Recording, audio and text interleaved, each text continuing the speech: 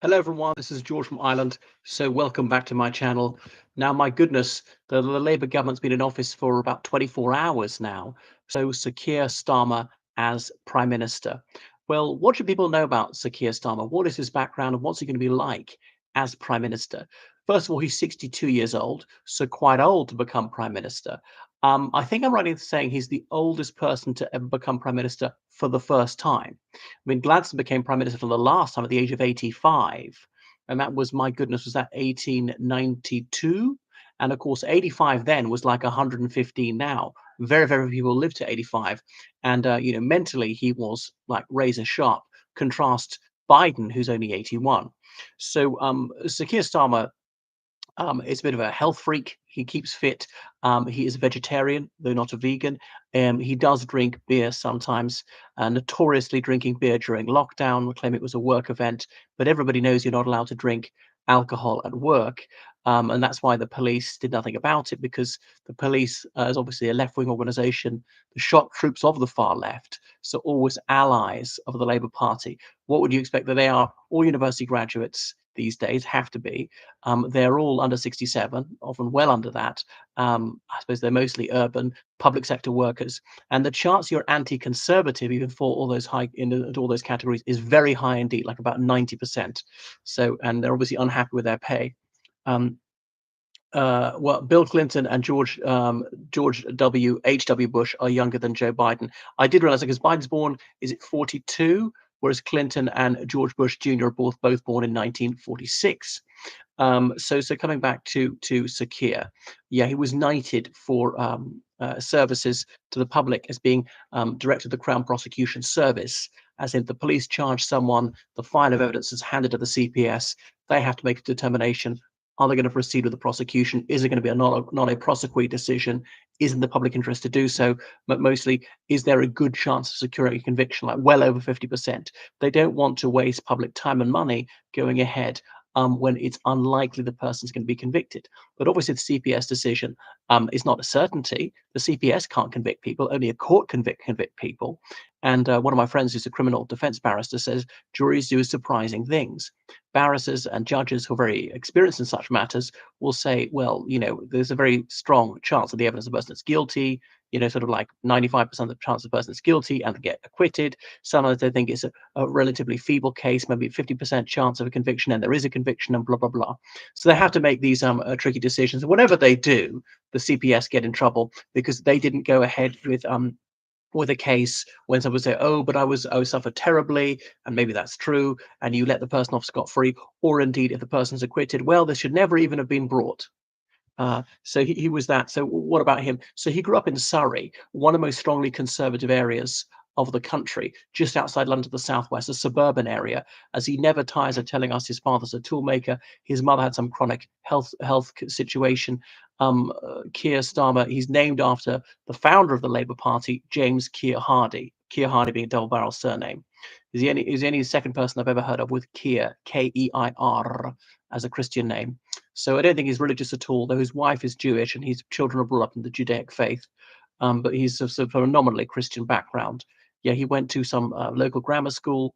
He's actually quite musical, was involved in that. Despite his very bland persona, he's actually quite talented at the gay science, which often appeals to people who are more extrovert, but there's complete lack of extroversion there. So he's got this nasal voice, very tedious personality, always seems quite gauche in public. Um, because I suppose he's so serious-minded. So someone who's a real dullard. What else? So his family didn't have much money, blah, blah, blah. He's often spoken with great pathos about how his father suffered from a crushing sense of inadequacy, but he did well at school. Keir Starmer went to school with Norman Cook, better known as Fatboy Slim, a DJ. I mean, not that I know anything about DJing. I think he's disappeared off the scene about 20 years ago. And I can't was it Andrew Sullivan, that right-wing pundit, media pundit in the United States. So then for university, so he went to the University of Leeds. I'm not sure why he picked the biggest city in Yorkshire, where he read law and he graduated. I don't know if he got a first or not, quite probably. And I like to say, he's the very first person in his family to go to university. Okay, but bearing in mind when Sir Keir went on to tertiary education, only about 10% of young people in the United Kingdom went to university. easily another 10% went to polytechnics. The polytechnics have since been renamed universities because there are only about 35 universities in the UK in 1980. They're now 140. So it was a more of an elite thing. Now it's anyone, even if you fail A levels. 55% of youngsters going on to university these days, and virtually all post-18 education is called university. Um, so then he went to Oxford to read the BCL, the Bachelor of Civil Law. I'm not sure how he funded it. Remember, for a first bachelor's degree, there were no fees whatsoever in those days, and there was a grant, not a loan, a gift from the government of money. But that was only for the first bachelor's degree. He was doing a second degree. The BCL, despite the name, is actually a postgraduate degree only. So, and you had to get a first or a high 2-1 to do that. Anyway, he went to St Edmund's Hall, an ancient but undistinguished Oxford College, that rat trap down the alleyway, as I used to call it. Sir Robin Day, the sometime Liberal Party member, the veteran broadcaster, the first host of Question Time, he was there. Can't think of whoever else. Is it Samira Ahmed, that well-known BBC newsreader, attended that one, and some comedian, I can't think of who it is, was there roughly the same time. So he graduated from that, and then he went to be called to the bar. I don't remember which Inn of Court he was at.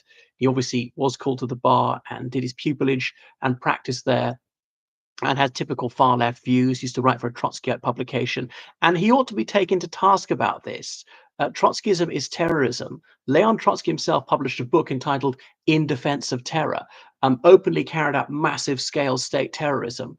The Chekha, the Soviet secret police in the early 20s, walking around banners saying "Long live the Red Terror." Trotsky deliberately murdered children. I do mean deliberately murdered children, would kidnap the children of others, and if they didn't do what he want, the kids would be shot dead. And that is the person that Sir Keir Starmer idolized. But he says he's in favor of human rights and so on. He set up a genocidal totalitarian system, one of the most bloodthirsty and one of the cruelest systems that mankind has ever devised. And that was the ideal state of affairs, according to Keir Starmer. Perhaps he has lost his youthful vigor. Yeah, so and then he was part of that McNo campaign or whatever it was. Various people, they were saying disobliging things about McDonald's, about how unhealthy their food was, about how destructive it was for the environment. And McDonald's took out a libel case against them. But these penniless protesters, they couldn't afford their own defense. But Mr. Starmer, as it was then, and others represented them pro bono. So he got married relatively late in life. Was in 2007. He's about 45 years of age. So he's lived in London since about the age of 23. And yeah, he's got a daughter and a son. There is some dispute about the gender of one of his children. I don't know if somebody's transitioning. I think they're both in their early teens. Yeah, so his wife is, considering she's at least 10 years younger than him. She went to the University of Cardiff. What about her? He's a somewhat private person. One of the few things that I will say in his favor is he doesn't exploit his children as a political prop. That is deeply distasteful, that tactic, to pose with them for photos just to grub for votes, because I know some people think that's a good thing. I think, keep the kids out of it, because if you bring your children into the limelight, you have no business complaining if the media says, "But what about you did this with your children or that with your children?" Then he said he would never use private healthcare for his family, even though there's a very long waiting list. Well, what a grossly negligent father he is. Of course you should do that. Pay to go private to get the best treatment for your children. He can easily afford it. Another thing is he's got a fortune of over £10 million. So he obviously was very well paid, a public sector fat cat, and bought property in the 1980s. Not very socialist, which is appreciated enormously. And one of the things I find sickening about him and so many of the so many champagne socialists is their much vaunted compassion for the needy, but never giving them a penny of their own money. I always get this from left wingers, people who are far richer than I am, telling me that I'm selfish because I don't want my money taken away from me under threat of imprisonment, when I know that money is going to be squandered or even spent on bad things, or spent on a ballet I don't want to watch, or given to the monarchy, or given in so-called aid to developing countries, which is often stole by corrupt officials and politicians, or arts grants, or to be spent murdering children, or to be spent mutilating children's genitals, or to pay for my own oppression, for the police to take away my rights to say what I want, to be where I want, to protest what I want, to belong to an association that I want, and to pay big salaries for politicians who are there to deprive me of my liberty. And that's so much of what tax is for goes for that. It doesn't all go for good things as well. To pay for layabouts and malingerers, the work shy, to be far left protesters. If you really want to help the impecunious, then put your hand in your own pocket and not in mine. I'm not completely against tax. It's a necessary evil. So that is Sir Keir Starmer. Yeah, he's cautious. Circumspect is the watchword. He's rather unemotional. He's very calculating. He's in a way diffident, a man of few words. He's willing up to cozy up to people he disagrees with, like Jeremy Corbyn, whom he publicly praised to the moon, and now thinks he would have been a disastrous prime minister. So he is fork-tongued as well. That is Sir Keir Starmer.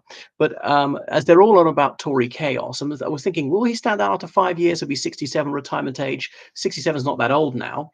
But maybe to really underscore the point that there's continuity as contrasted with instability under the Conservative and Unionist Party, he might go for a second term to lead the UK towards 10 years or something like that. So after all the psychodrama of the last few years of the Conservatives, I suppose people might appreciate a bit of so-called normalcy and not too much chopping and changing. So I don't think there'll be that many drastic changes because their very cautious strategy that worked with a very low share of the vote, but it's given them a huge number of seats. So the lesson they've learned from that is yes, to be very prudent, think very carefully before you do or say anything, just take minimal risks. So there are going to be some tax rises that already started talks with the junior doctors. So there's always going to be a salary rise for them. How much? How are they going to pay for it is an interesting question. And don't expect them to increase the defense budget. That was a very anemic aspiration to increase it to 2.5% of GDP when the economy allows, which might be never. They're banking so much on growing the economy, which might not happen. They could be lucky, they could be unlucky, but we'll see. And the number of people who are on welfare, that's going to increase number of benefits claimants, and that's going to eat into funding. So there's going to be less money to do things we really need to do. And of course, social parasites are Labour's core vote. So Labour is not going to make these people unhappy. Anyway, the other reasons to see why this is actually a rather hollow victory for socialism. So that is the Starmer administration. Right. Thank you so much for watching my channel. Make sure you subscribe on Patreon, Donate, and PayPal. There are only 2 universities in the UK. I like that one. That reminds me of Yes Minister, when Sir Humphrey Appleby, that very senior civil servant, he's banging on to the Prime Minister, I can't remember, Jim Hacker. And Sir Humphrey says, we must fund the universities, both of them, as though there were only 2. And even in the 80s when that came out, there were sort of at least 40. Right, ladies and gentlemen, toodle pip, and make sure you oppose the Labour Party.